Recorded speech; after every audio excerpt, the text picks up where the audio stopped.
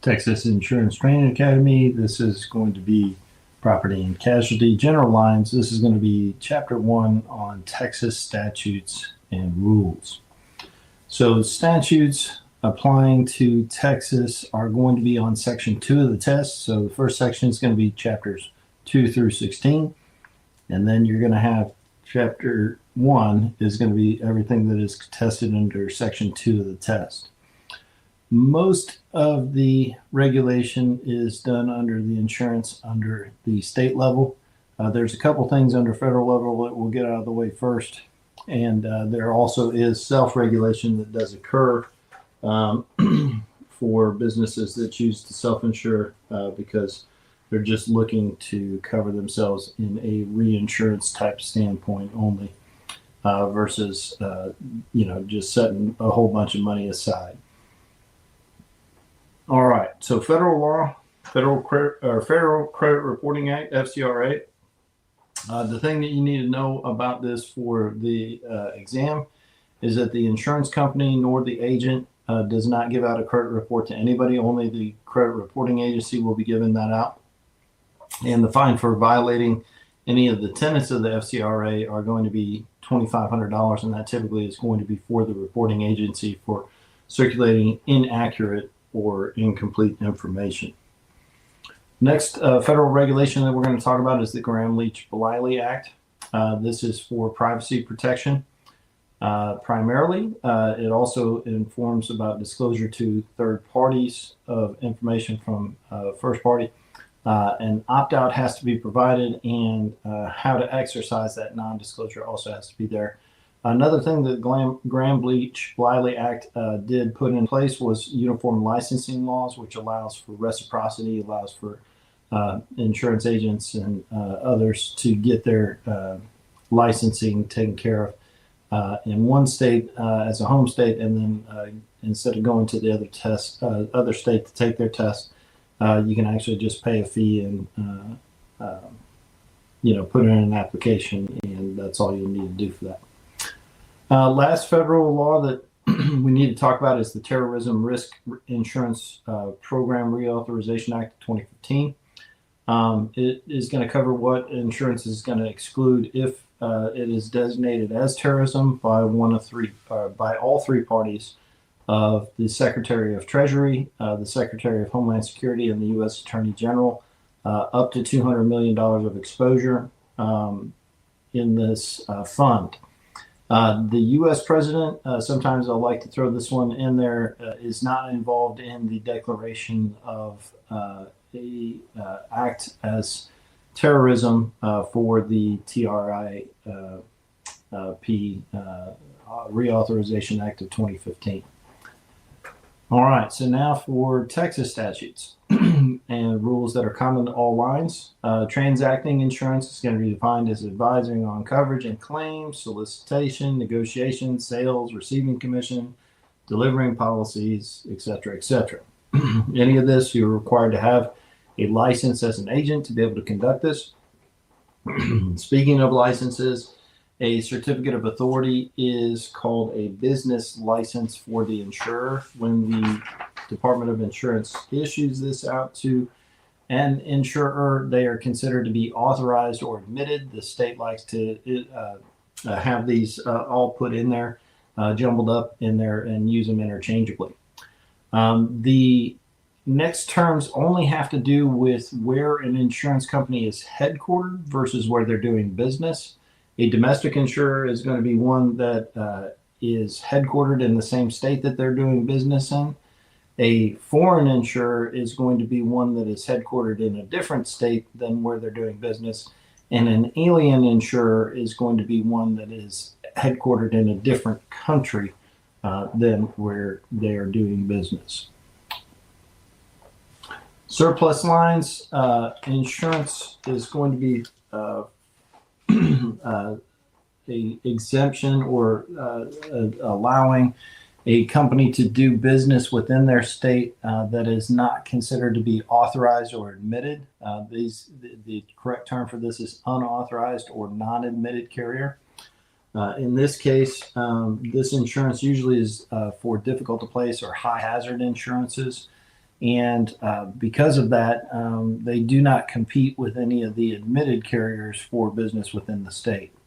In order to be in Texas as a surplus lines carrier, you have to be on an approved list by the TDI, and you have to maintain a capital and surplus of at least $15 million. In order to sell this as an agent, you have to have a general lines license, and then you also have to get a surplus line license to be able to sell this insurance. Financial strength rating companies such as AM Best, Standard & Poor's, and Moody's. These companies rate any financial services companies, including insurance companies, but they are not regulated by the TDI. They will use these report cards, to kind of do some evaluations, but the TDI is responsible for doing all the regulation of the insurance companies, and they do not regulate these third-party companies. Types of insurers. So you're going to have stock insurers. These are going to be giving out what we call non-participating policies. These are going to be owned by the shareholders. Any dividends that would yield from this would be taxable dividends. Mutual insurers like Liberty Mutual are going to be participating policies that are partially owned by the policyholders. They deem dividends to be a return of premium and therefore non-taxable in this situation. You can kind of think of mutual insurers as like the credit union to a bank. Self-insurer, this is going to be setting up a savings account, and they usually will have reinsurance. Usually large companies will set aside these big accounts to be able to do this. An example of a company that does this is Walmart. Texas Lloyd's, this is a different type of insurer. It's insurance company regulated by Texas Insurance Code as an admitted or authorized carrier, so they do have a certificate of authority. A Lloyd company exists of an arrangement, an article of agreement, and a power of attorney between an attorney and a fact, either a corporate entity or person, and at least 10 underwriters. They are required by statute to have at least $2 million that is maintained inside of a Texas bank under a joint control agreement with the Commissioner of Insurance. All right. Speaking of the Commissioner of Insurance, there's usually several questions on the test about this specific topic. The Commissioner of Insurance is an appointed position by the governor of the state of Texas for a 2-year term ending February 1st of every odd year. You need to know that one exactly. And most of this stuff, to be honest with you, you need to know pretty much verbatim because most of this is just memorization. The Commissioner of Insurance is required to have a $50,000 surety bond and at least 5 years experience in the field of administration of business, government, or as a practicing attorney or certified public accountant. They are required to hold no stock of an insurance company, and they are to be well informed and qualified in the field of insurance and insurance regulation. They will regulate the Department of Insurance, so the TDI is run by the Commissioner of Insurance, and their authority is delegated downward. The powers of the TDI are the same as those of the Commissioner, so anybody that you deal with the TDI has the same authority as the Commissioner of Insurance. The Commissioner of Insurance and TDI approves the rates and forms. They interpret the laws from the legislature. They do not write the laws, but they interpret the laws from the legislature. They will issue insurance licenses and certificates of authority, enforce penalties, conduct audits and investigations, issue cease and desist orders. They administer the Texas Workers' Compensation System. They'll regulate any electronic transfers in the industry over $500,000, and they will issue any probations and reprimands.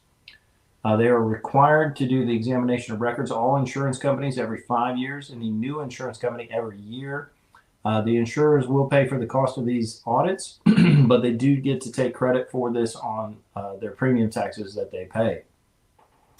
For complaints in the insurance industry, what happens is the commissioner and department are required to establish a program to facilitate the resolution of these complaints. If the department receives a written complaint, the department will notify each party of the complaint status at least quarterly until resolved. Agents are usually not examined unless there is a complaint received.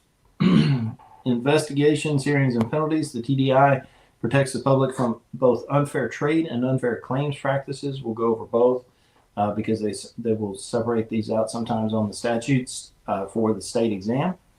A general inquiry from the TDI, you are required to respond within 15 days.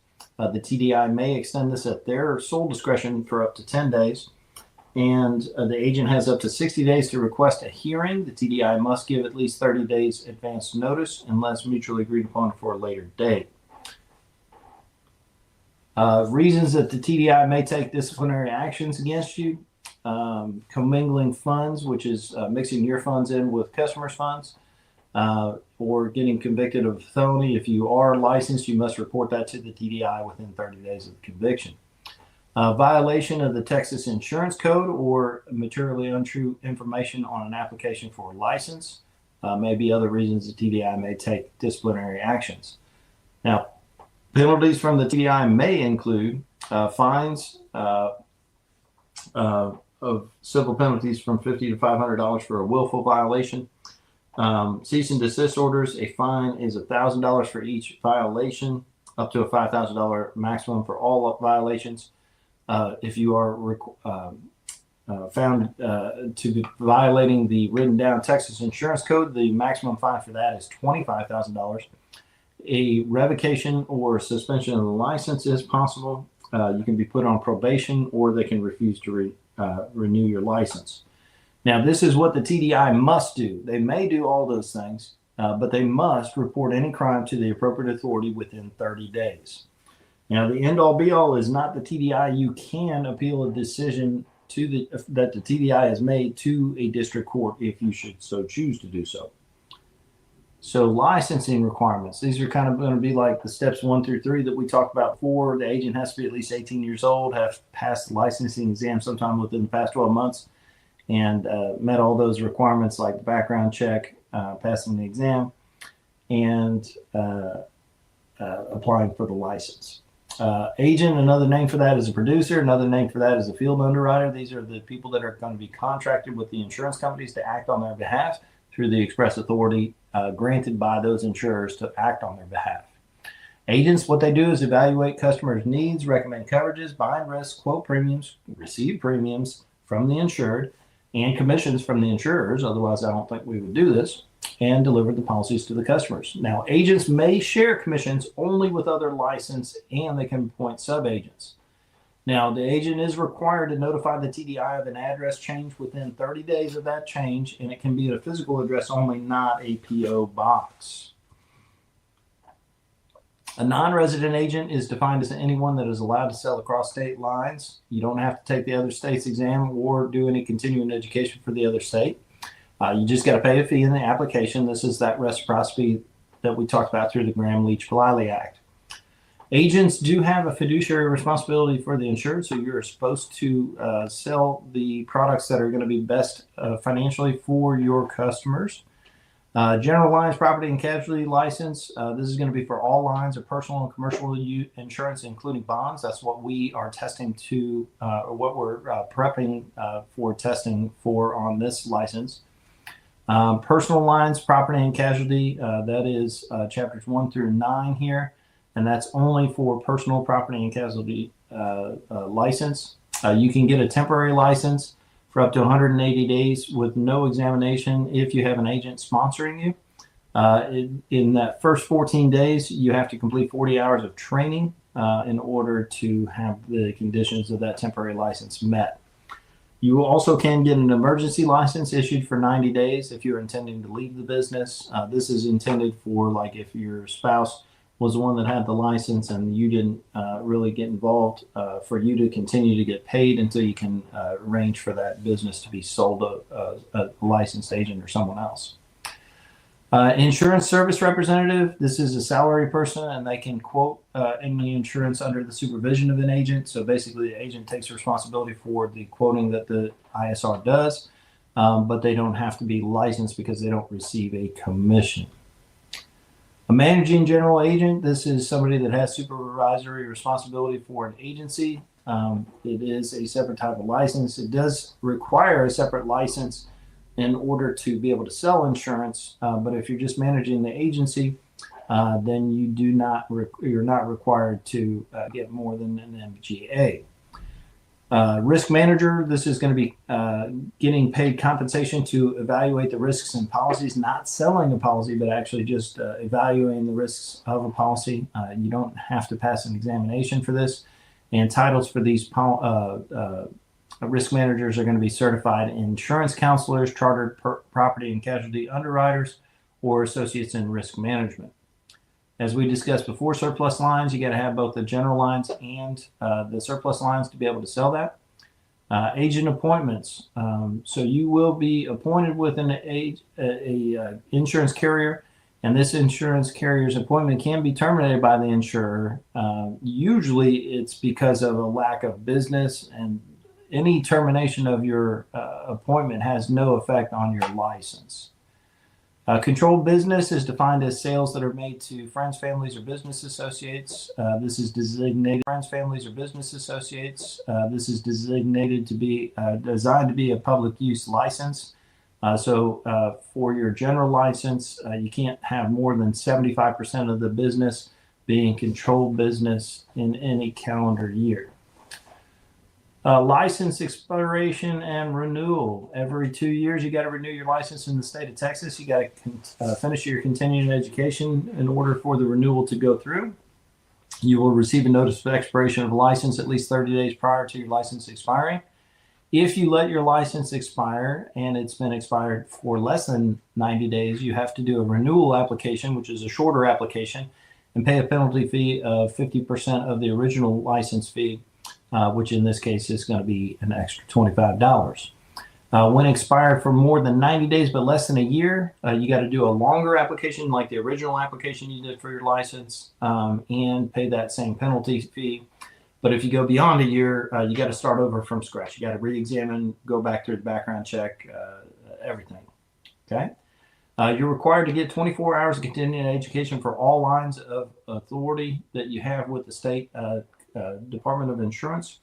TDI will require you for just 24 hours, and you can do it on any subject you want, except 3 of the hours must be on the subject of ethics. Just as long as it's approved by the TDI, you can do on any other subject matter for the remaining 21 hours.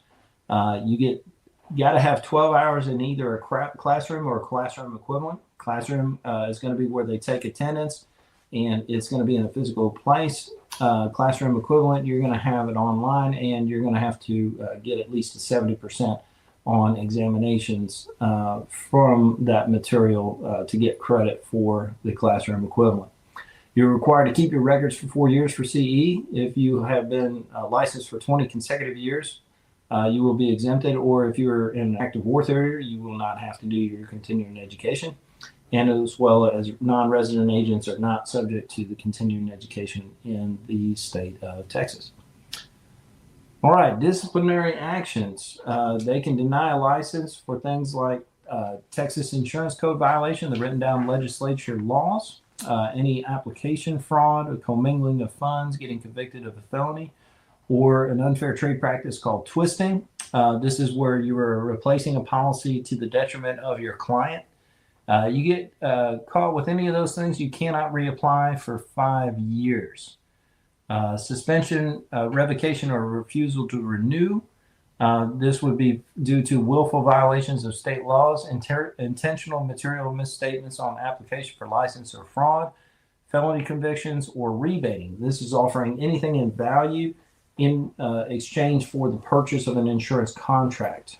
In this case, you also cannot reapply for 5 years if you're caught with any of these.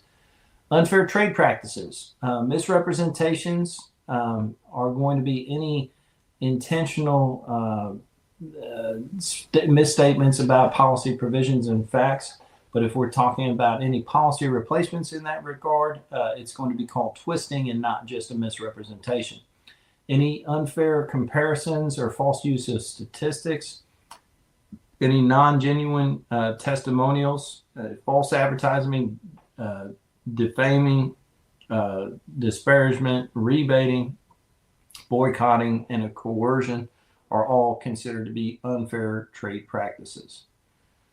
Unfair discrimination is prohibited. You can charge different rates based on age and gender. And just FYI, for the purposes of gender determination in the legal parlance as well as insurance, it is based off of the gender that the person was assigned on their birth certificate. Fraud is required to be reported in writing within 30 days of you finding out about it.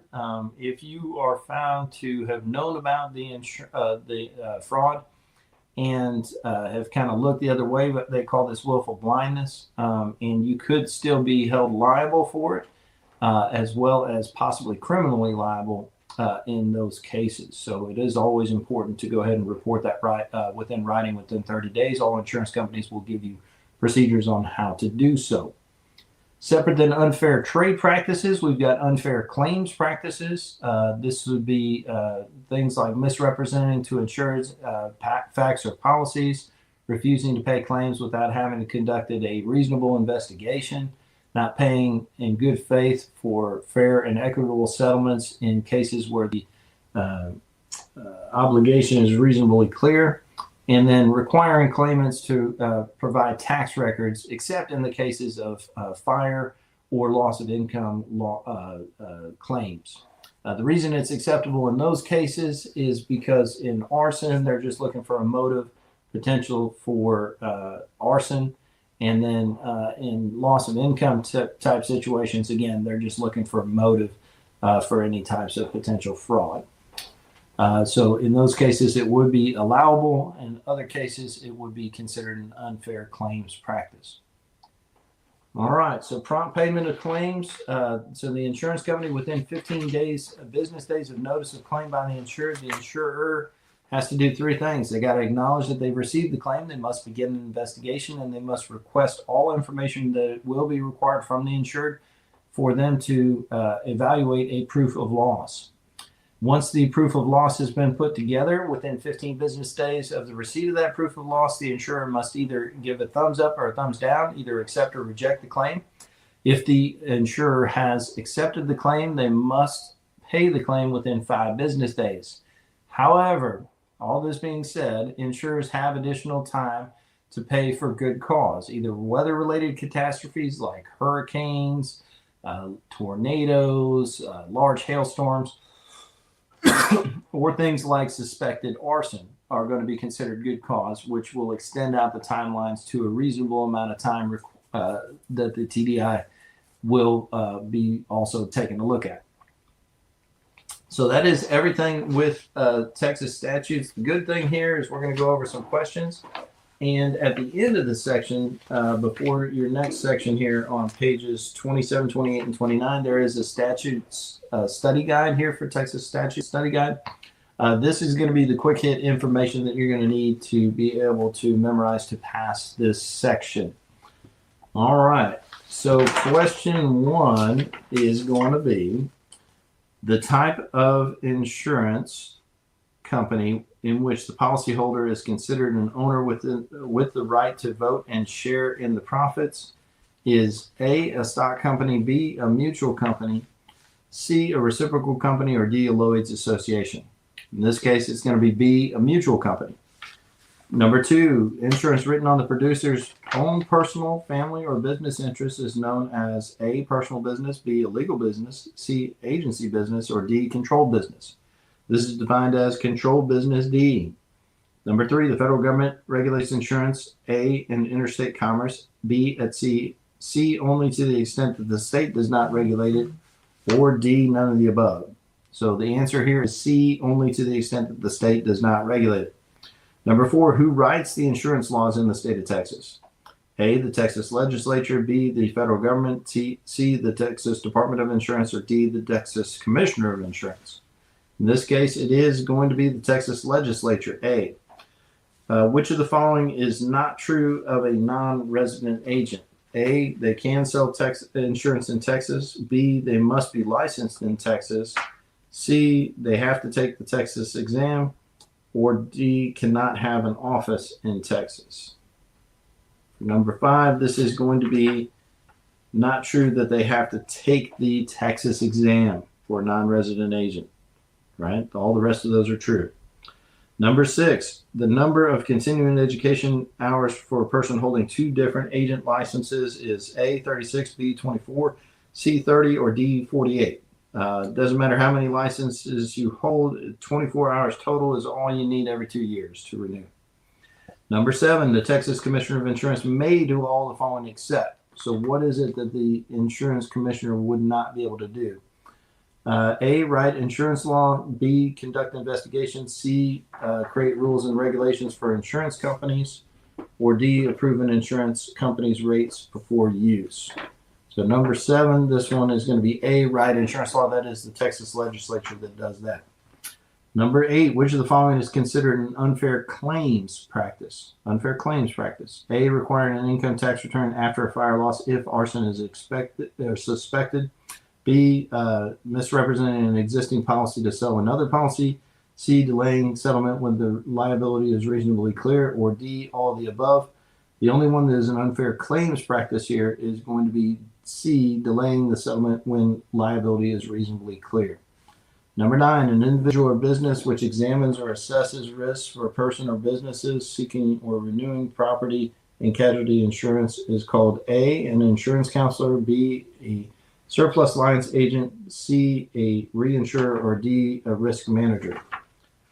So number 9, this one's going to be D, a risk manager. Number 10, companies not listed in Texas that provide insurance to Texas residents are called A, alien insurers, B, unauthorized insurers, C, illegal insurers, or D, unlicensed insurers.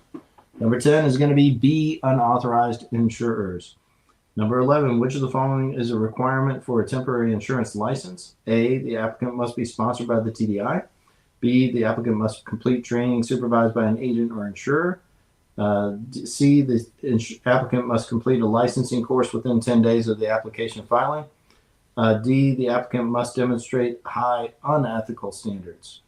So on the question 11, this one's going to be B, the applicant must complete training supervised by an agent or insurer. Number 12, making a misrepresentation to get someone to lapse a policy is considered A, intimidation, B, coercion, C, rebidding, or D, twisting. In this case, this is going to be D, twisting. Number 13, which of the following acts is considered an unfair or deceptive act or practice? A, representing a binder as evidence of insurance. B, encouraging as an agent to sell only one type of business owner policy. C, issuing policies at a higher premium rate for higher risk insureds. Or D, providing for payment for part of the agent's commission to the insured. So splitting commissions would be an unfair trade practice. D, providing for payment of part of the agent's commission to the insured. That's basically rebating. That would not be allowed. Number 14, general duties of the commissioner of the TDI include all the following except. So what is it that the TDI commissioner will not do? Is it A, calculating reinsurance reserves, B, publishing results of insurance investigations, C, assessing criminal penalties, or D, reporting to the governor?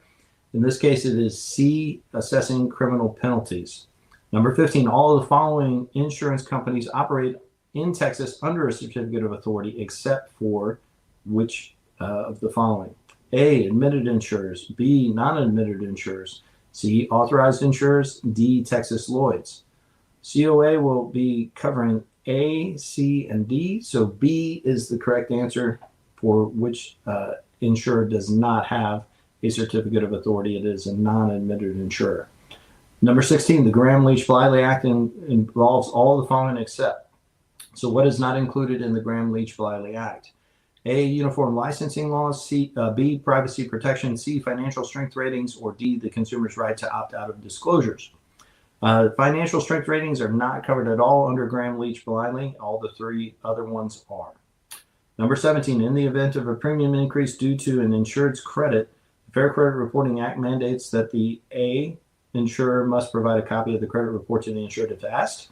B, the insurer must change the credit report if inaccurate. C, the insured may require the insurer to share the identities of others requesting the report. Or D, the insured may challenge the accuracy of the report with the credit bureau. In the case of 17, this is D, where the insured may challenge the accuracy of the report with the credit bureau. Number 18, each of the following departments of the federal government participate in designating a terroristic event as an official act of terrorism, except. So who is not involved in the designation of a terroristic event for the federal government? Is it A, Secretary of Homeland Security, B, the President of the United States, C, the Attorney General, or D, the Secretary of Treasury? This is going to be B, the President of the United States is not involved in the defining of official acts of terrorism for the Terrorism Reinsurance Act. Number 19, once a claim has been approved, within how many days must the insurer pay it? A, 20, B, 15, C, 10, D, 5. So once they have given the thumbs up on this, the insurance company has 5 business days to pay it, D. And 20, in the event of fraud, which of the following actions must the TDI take? A, issue a subpoena, B, conduct an examination, C, report the crime to a district attorney, or D, issue a penalty. The only one of the 4 there listed that they are required to do is going to be C, reporting the crime to a district attorney.